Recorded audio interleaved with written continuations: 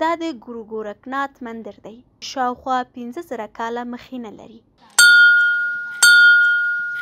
په دې مندر کې دننه 3 نور واړه مندرونه دي. دا د ګورو ګورکنات مندر دی چې په خپله د ګورو ګورکنات لخوا جوړ شوی و. دلته بیا د شیراوالی ماتا مندر دی او دا د شیفجی مندر دی چې هر یو کې ځانګړي عبادت ترسره کیږي. دې مندر ته مخامخ د ګورګټرۍ مسجد دی.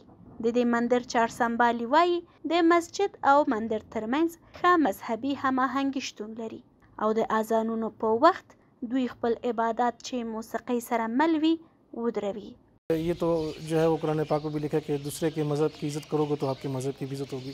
जब हम आपके मज़हब की इज़्ज़त करेंगे तो हमारे मज़हब की ऑटोमेटिकली इज़्ज़त होगी. तो इसलिए इस कॉन्सेप्ट को जब ध्यान में रखते हुए हम कोशिश करते हैं कि अजानों के टाइम पे जो है हम अपने साउंड अपने इंस्ट्रूमेंट ये जो है वो बंद कर दें. د آرکیالوژي ډپارټمنټ مشر ډاکټر عبدالصمد وایي پېښور د مذهبي هماهنګۍ د سوچ زانګو ده او د تاریخ په اوږدو کې د همغږۍ ښه مثال پاتې شوی.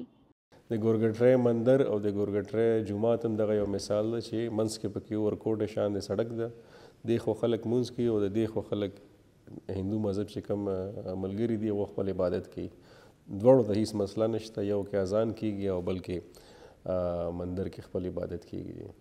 د اهل هنود برادرۍ د حکومت له نه پاملرنې سره ټکوي او وايي آثار قدیمه څخه یې په ځلونو هیله کړې چې د دې مندر ویجاړ شوي ځایونه دې جوړ کړي.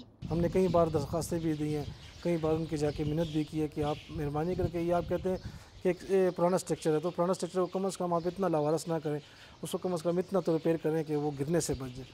دمګړۍ په پېښور کې شاوخوا 15 مندرونه دي چې هندو برادرۍ پکې خپل عبادت ترسره کوي. خو د ګورو ګورکنات مندر د تاریخ له مخې تر ټولو زوړ دی.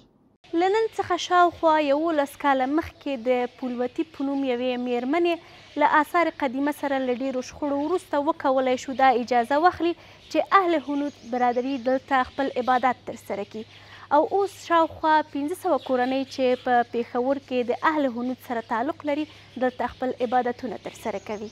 له کمرمین حازم صافي سره نجیبه سباون، وحدت نیوز، پېښور.